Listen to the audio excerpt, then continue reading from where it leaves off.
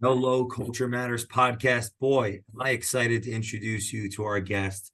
Before I do that, here's a quote just for this episode. A pessimist sees the difficulty in every opportunity. An optimist sees the opportunity in every difficulty. Sir Winston Churchill, our dear friend, is back again to the Culture Matters podcast. The 21st century Churchill, the SocialRise founder, the king maker, the queen creator, the one, the only Connor LaRocque. We're here. We're in the building. He's a killer. He's somebody I met years ago in the self-help development, personal development community. He's written books. He's gone to university. He realized as soon as he got there, he knew everything that he needed to know. His company has helped companies create hundreds of millions of dollars in revenue, door-to-door, marketing, getting the message out, building cultures. Over close to 30 people in the sales position from nothing at one point. And while many people millennial age, he's 30 years old, they're sitting on their grandmother's couch smoking crack. He's making deals. 100%. An outspoken guy and a good friend of the Culture Matters podcast. Thanks for coming back, Connor. Dude, huge intro. No, that's always a pleasure to be here. One of the best guys I know, and I'm saying that as a Canadian too. So it's genuine when it comes from Canada. It comes from the heart. 100%. It's a pleasure to be here, though, Jay. Honestly, love you, brother. Love you too. I mean, first of all, what kind of energy is it taking to build what you're building? What kind of energy? What kind of thought process? Because the people listening, they need you. They need your energy. They need your thought process right now. People are afraid. People are uncertain. This is when they need you in their life. Okay, I'm gonna be straight up with you. Okay, so when COVID hit, so the pandemic hit, right? Things were on the move. What I realized, and I realized this full-fledged, is that at the end of the day, you have to have a vision. So for the longest time, this is like this already happened in my mind years ago with what we're starting to build. So it's one of those things at the end of the day where I always wanted to have a sales side of my company. We did the marketing side and those kind of things. The type of energy you need is number one. You just you have to have that setup focus. Like I say to all my guys is clarity equals power. And at the end of that is that if you don't have a plan, you're planning to fail. So we come in with a plan. We come in with maximum clarity. My biggest philosophy in life is very simple. Go after the things that give you energy, and not drugs or alcohol or any of those things, but follow your passions and the things that excite you. And what that does is it creates momentum. And through that momentum, it's going to allow you to persevere. If you're following things that you don't really like to do, you're going to quit. And quitting is the easiest option. So in my case, this has been like 7 or 8 years in the making for what we want. And we're not even close to the tip of the iceberg of what we're trying to build here. So when it comes to energy, you just have to go in with full intensity. I'm blessed because I have the right people around me, guys like yourself. I have great business partners too, great partner and my partner Kaya. But that's the key is that I bring in the energy. These guys level it out, but I give it, I come in giving, and you get 10 times more. So with what we're doing, it's all just happening naturally, like kind of naturally. I've been sitting back, honestly, looking at what we're building here, and I'm in kind of awe, but I'm not surprised because I knew in my heart and soul that's what I want to do. So that's why we're here. So you come in with that, a heart and soul. What advice do you have for the 6-figure businesses right now that are looking to get to 7? Because you've successfully done that. 100%. Think bigger. So right off the bat, and have the right systems and teams in place. That is the key to scaling. And you're probably not working hard enough. You might think you're grinding it out, but honestly, I would say in my sales meetings, I say, everybody, if you believe you have more to give or something more that you can be doing, put your hand up. Everybody in the room, every single time does that. So that's the mentality you have to have, number one. Number two, you got to think bigger. So Grant Cardone had the best quote for this. So Alex Hormozi hired him. I think we mentioned this last time. And what he said was this.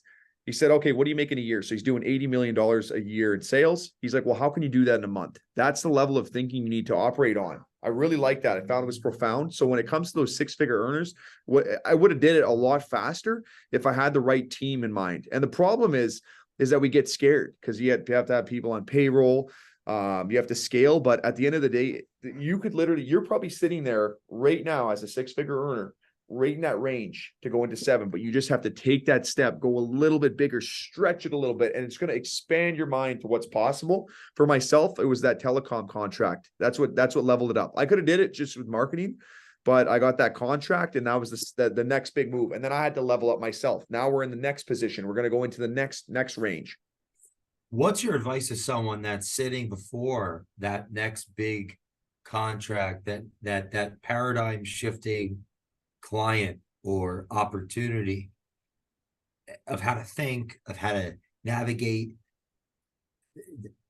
that opportunity? Like, was it scary? How do you battle that uncertainty? We'll start there. Like, that's a big deal to make those jumps, those leaps. It's always terrifying no matter what, but you have to look at it as exciting. Like, the fear is good. Like, the fact that, you're going to have pressure and people are going to say, okay, well, this could fail. You can't look at that as a bad thing. You have to look at that as that's your responsibility. That's what's going to push you. So when COVID hit, I had an opportunity either to downsize, which we didn't have a big company at the time, but it was either, it just worked together, or we scale and grow. And we did the offense over defense. So we went on offense, really hardcore. Wow. And that was it was nuts. And that's what pushed us to the next level. So then I actually landed a contract at that time. It almost didn't work out, but I felt kind of insecure because, I'm going into this big company. They want to move us into their office in BMW. And I'm like, wow, we're a small company. This is a big player. They got like 300 to 600 staff, depending on the COVID range. We came in during COVID, so they let go of like 300 staff. So then we're this little marketing agency. And I always wanted to have like a bigger company, so I had something to stand on. So I used that. That was the vision. I'm like, okay, I want to grow this. I want to have all these staff. I want to be able to, have an impact. I want to be able to hire people. I always had this dream that I wanted to hire people, that I really liked, or whatever it was, that I could give them an opportunity, they could make money. And that's where this whole philosophies come together. So in that instance, for people that are scared of that, you really got to get clear on kind of what you're trying to do, what's going to fire you up. So for me, I see the big deal and I just keep working towards it every single day. You're putting out content, you're doing the right things, you're trying to connect with people. Connection is key. You can't just, you got to be able to connect with people, start conversations, and then dial in your pitch, right? So you can keep it wide, but also, who the hell are you? Why should they care? Right. So I just landed, we do the door-to-door stuff. Then I got another contract coming in. Then I'm going to start pumping content towards that. That's going to, build more stuff. Right. Then the marketing system's moving. So you have to have that. You have to think big. And then at the end of the day, don't look at it as, oh crap, I'm scared, it's too big of a goal. Look at it as it's this huge goal, but it's awesome. That's what you want. If you're not doing anything if it's not going to be big enough, in the sense that you could fail, meaning that, like, I could go walk across the street, get hit by a car. So, am I going to look at my life negative, or it is what it is? Just, prepare as best as you can, go into the world, hammer it. That's it. What do you think of this quote? A pessimist sees the difficulty in every opportunity. An optimist sees the opportunity in every difficulty. I love it. It's a simple fact, because that creates the lens of your life. So if you're going to be a pessimist every day and look at every bad situation or opportunity, you're not going to get the energy you need. It's good to be analytical. There's nothing wrong with that you have to have people that are realists and things like that.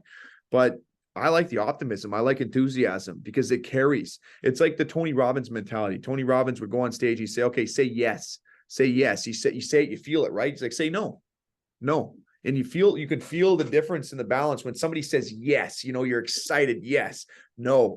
Watch your physiology change, right? Wow. So it's going to control where you generate your energy from. So I'm always somebody that tries to look on the bright side. I mean, I've had lots of traumatic experiences, but it's all part of the mission and the message, so that I can better relate to people. It's not all, oh, my life sucks, why me? It's like, okay, no, I've been through a lot of pain and problems and things, but then I can relate to you better, because I understand I've been in that hole, right? So it's better relatable. And that's the way I look at things. Not everyone's conditioned like that, but you try your best. That, I kind of believe in somewhat of a divine purpose in a lot of things too, so that things are meant to happen. I mean, some things you can't explain. So that's kind of where I'm at.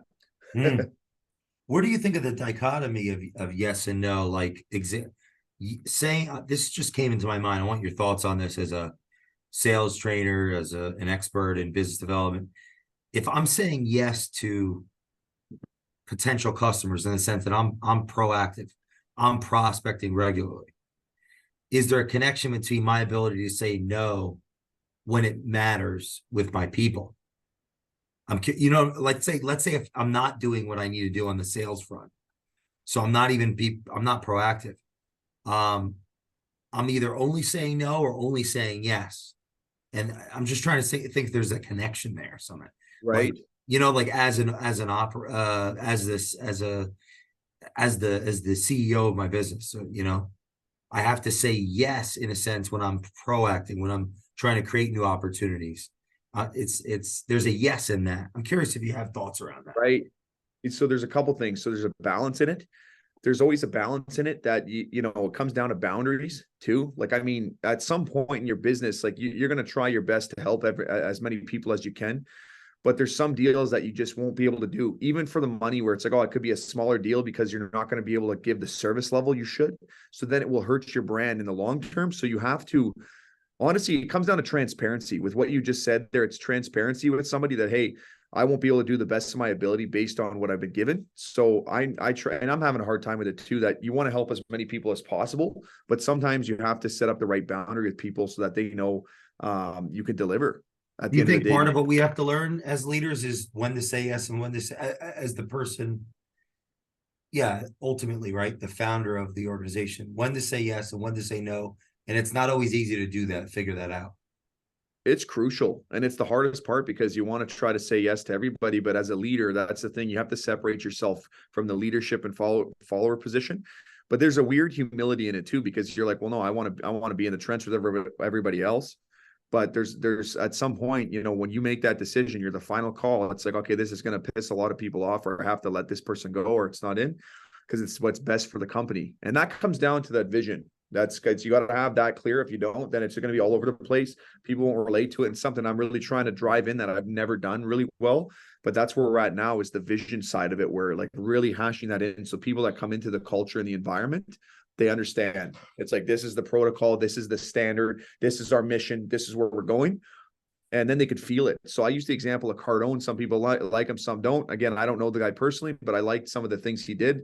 So I went to a conference once, and he had a whole lineup of salespeople that were part of his team, all dressed sharp. They all talk sharp. They were all slick. It was really cool. I was like, okay, that's his culture. I liked the way he framed it. I would do things differently, but same idea that you could just feel that when you met those people. So that's a couple of things. So the more they have the clarity on the vision and what it is, then they know. And it comes down again. The other thing is your core values. So why you let someone go, or why something doesn't work out, they could screw it all up. But you need to have that. You have to have thick skin in business, or you won't survive. There's people going to come out, as much as we don't like to say, we can put fluff. People are coming out, and you don't think my competitor is going to come in and, want to take what we have and grow it. So you have to be on offense. And that doesn't mean being aggressive, like arrogant, or like, but aggressive in the positive, that I'm always on expansion mode. I'm always thinking, well, if this fails, if this goes, and that's what we do. And that's why we've grown in a year, 30 staff in terms of sales, which is huge. Wow. It fires me right up. It's 26 to be exact. And as of today, and it's one of those things where it's because we have a good culture, and then the rest falls into place, and it's like a revolving door. People that don't, it's not cut out for them. It works well.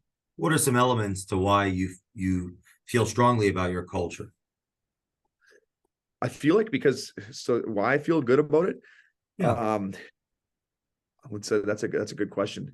Number one, because I've always wanted to create an environment where people feel comfortable.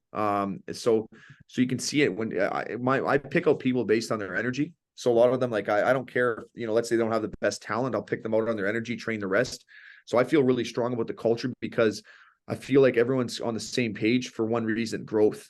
Doesn't matter if you're here to make money. It doesn't matter if, you just want to do whatever it is, have an impact, but we're all here for growth. So, and that's been the baseline of what it is. So that kind of helps. I feel you can see when people come in brand new to the room that they're the energy's good. So it's all the things you don't see, like, meaning that, like, the room just feels good. When you walk into a room, the energy's off, right? So Yeah. that's feel extremely strong about that. They come in, they feel welcome, they're paid well, it's good. That's something I can really say is awesome. What words represent how your organization works with customers? So with customers, so Yeah, I'll give you some the fun. words of how you serve, or how you work with customers. What's some words that define that? So honestly, like, so for us, service, attitude, transparency, and integrity. I tell them, like, at the end of the day, anybody can go burn and turn a deal. we can go push one through and be too much. But at the end of the day, we go in with the expectation that some people just have a harder time making decisions. Like they just don't know. And if you genuinely know you're going to help somebody, like you're saving the money, they're getting a better service, you compare apples to apples, all that kind of stuff. Then, I mean, go ahead, you can push a little bit, but you have to know that fine line. So we handle customers very good, in that sense that talk to them like you know them for 10 years. That's how somebody wants to be treated. Like, obviously be professional. That's important, but that's my philosophy on phone sales and sales in general. Talk to someone like you know them for 10 years. Hey, how you doing? Welcome them in. That's what, because that's the unconscious stuff that will pull their guard down. And then it makes it easier for the opportunity if you see an opportunity for them to help them. You guys making calls like regularly, So outbound? we do inbound. We used to do eventually I'll be Inbound. doing full outbound. Yeah, it's more door to door, but the inbound. So we work with a company that's focused specifically on service. 5-star. They're like, give me the best service possible. We're building that out right now. What are some don'ts where an inbound contact? Don't go So about it this way. don't inbound, don't be too pushy off the start because it'll just cause sales resistance. Don't like there's nothing worse than, especially in the mornings, if you have low energy where you say, hey, how you doing? Like nice, you know what I mean? Like you actually the number one thing with any sales, it doesn't matter, outbound, inbound, is actually effing care. Care. Hey man, I'm trying to fucking help you out. Then they're gonna tell their friends. It's so simple, but people get so complex with it. But the don'ts is, don't just genuinely just want to just get a sale, because that's short-term burn and turn. Don't go in with a terrible tonality and like with a low attitude on it. Don't just come in pushing like an aggressive bulldozer. You can do that outbound. Outbound's different. You can be a little bit more aggressive, but inbound, if they're calling you, that's somebody already interested. So nurture that better, nurture them. Don't just come in and say, hey man, here's the deal. I'll sign it up and I want on the next one. Because if you actually nurture them properly, they're going to tell you, hey, I like the service from this guy, 5-star. And then you tell them, would you mind leaving a review? Creates the buzz, moves it on. So those are really important. Inbound, again, I love inbound. It's way easier. I get an inbound SocialRise lead for marketing. I'm calling that within the first 30 seconds. I don't care what I'm doing. I'm calling them. And they're like, what? I just put this in. I said, now that's the level we operate on here. Straight up. Companies that are listening to this that have media buyers presenting an offer online for whether it's an event, a network group, courses, does your organization partner with those organizations to facilitate those inbound leads and convert them to? Is that part of what you guys do? Currently, we haven't been doing that as much. So I'm very selective on inbound contracts. So we're very selective on where we go, because the numbers got to make sense too, because the key here is there's not even risk. Like the risk isn't bad. It's the delivery, right? You can have somebody with a call center out in India or wherever, and then the service isn't there, taints the reputation. So I'm very selective, more so on our end of it. We can facilitate inbound leads. It'll be our guys specifically trained by us. We don't go out and do actual trainings for other companies and things like that right now. That eventually could be an expansion. But we keep everything. That's kind of our cool thing as a company. It's all inbound. Everything's inbound. So our inbound and outbound people, they're all local, not local, but they're all within our umbrella. So that's kind of our, not our secret sauce, but something that we offer. How do you create high service, when essentially you're external? So how do you integrate into companies successfully?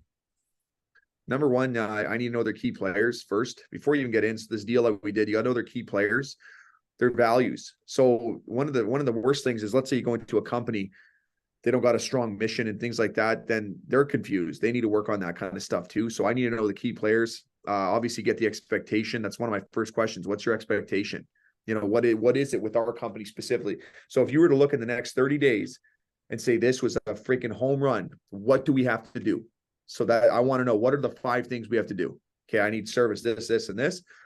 Then I can dissect the rest. Okay, what are your company's 5 core values? I need to know, what are their 5 core values right off the bat. It's part of my onboarding.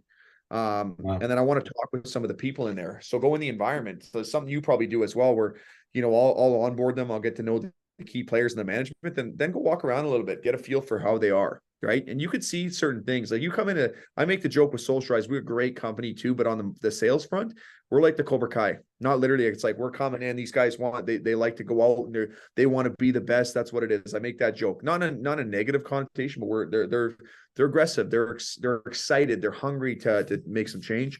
The marketing front is a little bit different on that side of a mentality, but those are the key things that I like to look for in a business to make sure that, you know, we fit in, because it's happened. I went into bigger companies and we don't fit in. We just are, we actually are disruptive. We're very disruptive, Jay, as a company. For a smaller company, we can compete really well. And if the company's not prepared, it's the deal I just did, for example, we're coming in, we're being disruptive, but they're used to it. It's great. They love the feedback that's coming from it.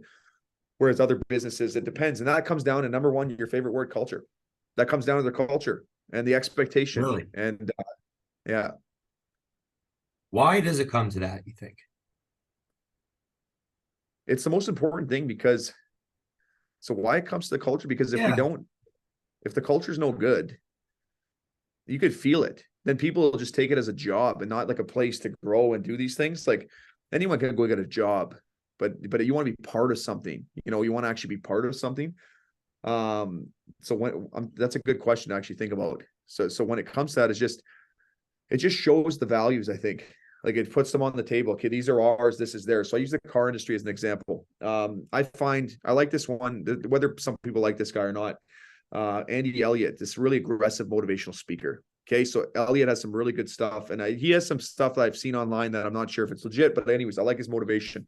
And he always said, he's like, why do people hate the car industry? He said, because they're amateurs, like they're amateur salespeople. They just don't go above and beyond. And he's like, you know, why? That's why people hate sales in general. They don't like salespeople. And I'm like, our philosophy is the complete opposite. That when you get service done from it, and I get messages all the time locally from wherever, hey, I dealt with one of your agents. I dealt with this salesperson. I love this guy or girl. And I'm like, okay, that's huge. That's culture. Because that's the impact of it. Whereas other companies, you see them, like you go on the car lot, they're slaying back, like could be, you know, not doing much. So that's super important. I went on a tangent there. It makes me think, if you guys are bringing your values, you're essentially increasing the likelihood of these companies having the opportunity at bat to demonstrate their values with their customers. So if the companies that you're helping aren't clear on who they are, they're going to drop the ball, and there's nothing you could do to ultimately, you're not going to be them for them. So that's probably part of that. Exactly. Because what I'll do is I'll just throw it right up. And then if your infrastructure is not strong, someone drops the ball and then bang, blowing opportunity. And they see it. Like some people just see it as one deal, but like, it's like, no, that could be like 4, 5, 6 other deals that could go through, because you do a really good job.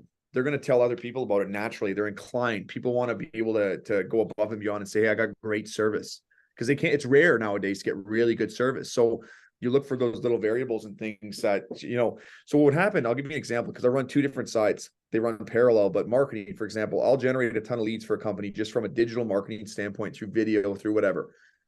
I'll send those leads in, but then they don't call the leads.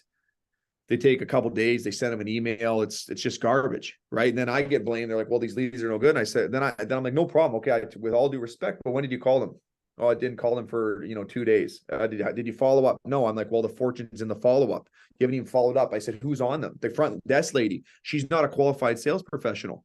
So then they're just calling, hey, I went on Facebook and clicked this ad. And then, it's a real agent that can communicate, can position off that and say, hey, at the end of I don't care. Literally, any of my guys are my top performers. Okay. You give them a name and a number, they'll turn it into something. That's the mentality you have to have. Wow. Where it's, I'll just talk to this person. I'm just going to talk to them. I'm not going to come in selling. Let's get to know you. What are you doing? What's your business? That's the mentality you want to have as a frame, as a whole. And what's the other side of the business? The marketing, so the other side, leads. The other side is inbound. Yeah. So the other side is being able to produce something from the leads. So again, so what I'll do is I'll send over the leads. The outbound is us literally going and closing the deal. We'll literally go close the deal, and then it's on us. And then, so what's happened with companies is we'll go into a company, close the deals for them, and we'll expose a hole where, oh crap, well, where did you drop the ball here? That doesn't make sense. Like, then it creates friction, because they're like, well, this effing outbound company just came in and poked holes. And then, so our team dropped the ball, which then affects their culture. Right. So then we're just, because we're aggressive, we're disruptive, we're bold. And so then you get to see things, and the companies that are obviously more innovative and they're not like old school where it's like stuck in the mud, they like that. They're like, okay, I love this. And and then you'll get to know that through the key players in management. That's a great point, a great value you guys bring where someone doesn't know their health until they get on a treadmill. There it is. It's like you're putting them on the treadmill. Now they can't lie to themselves anymore and think that they have their systems, their processes down. It just sounds like you got to sell some heart surgery, some brain surgery. Like that's the future of social rise. They can't help but rise socially with you guys involved. Woo! That's it. I like that. I'm And that's what we're excited. here to No, that's a really brilliant outcome because you're coming in, you're revealing to them the contradictions, the misalignments. big They're going time. to need more things to fix, essentially. Exactly. And then we're like the doctor, find the pain point and push it. What's Because the if you doctor don't doing? create that disruption, they may eventually get cancer. There it is. I like that analogy. You're like an MRI. You We're got literally like, cancer. and we do it for free. Like we'll scan it, we'll do free audits. So like, and I look for value adds to distinguish us. So it's, giving audits and consulting on their behalf because you got to give to get. And most companies like, and then until you really get established and it's a certain thing, but we're at the point, I pick and choose a lot of my clients for the most part because I don't want the headaches in some cases. Like, so I use an example and I say this totally honest. I don't like working with realtors. Majority of the time, we don't align well. We just don't. Like, I respect them. They're making money. They're just, most of them, I would say 90% their cultures, we're totally different people. And I'm a hustler. Like I come out, I'm a grinder, and they try to put that on. And I would say 95%, they're not. They're just not. They're not. It's just, unless someone listening to this, like the top guys, probably in the States and wherever, but a lot of them that I meet here. So that I should, frame that properly. But I just don't find like, they're like, I'm so busy. I'm like, you have one listing. I'm like, what are you doing? And then, well, I'm doing like, you know what I mean? I don't see you promoting. I don't see you advertising. I don't see you cold calling. I'm like, well, what are you doing? You're running a business. And that business is not performing. You're gonna have to get a job. Like, so, and that's not to be rude, but yeah. So in my business, I'm very selective on that side of it.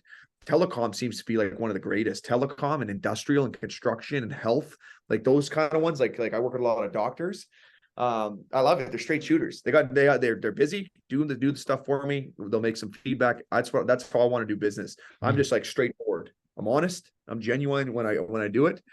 When I invest in myself too, not just me, but I have a life coach. I work with a great kickboxing coach. I have a great personal trainer. I have a psychotherapist. I have great partners. Those are the things that you get when you're coming into this infrastructure. And we come in with a mentality here to grow. We're here to grow, man. I'm going to screw up.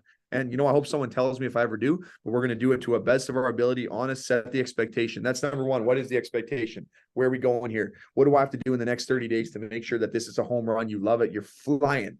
Okay, that's great. Well, how can I beat that expectation? So these are the thoughts you want to have. So when it comes to the first question you had in the interview for these entrepreneurs in the six-figure range, they want to grow and scale. They have to think bigger. They got to stop looking at themselves as just, it's me and my business. If you really want to get to the next level, you need people around. You need people way smarter than you in different demographics. Find out what you're really good at, and then bring other people in. So my operations guy in the back is Donatello from the Teenage Mutant Ninja Turtles. My brother's the director. He's like the Arnold Schwarzenegger. He's the GOAT when it comes to door-to-door sales. My partner from the marketing front puts it all together. Without her, we wouldn't have an operation. Myself, I'm good at two things, doing deals and PR, and I give the service I represent. And then I got my marketers. So I got the salespeople that come in. We're cloning, and if they don't clone well, and it's, if there's a mutation in the gene that doesn't work well, then they're gone. But if not, maybe there's a good mutation, which they bring something of value. So that's the way I run the whole business. And I mean, I'm nowhere near perfect, man. Like even close, like I'm hitting the tip of the iceberg on what's potential. And that's how I go in every day. I'm hitting the tip of the iceberg. How can I be better? How can we move faster? How can we deliver better? What kind of systems do I need to place? But the seven-figure range is literally just systems, having more people around, and then set it up properly, optimizing it to its full potential. That's a lot of information.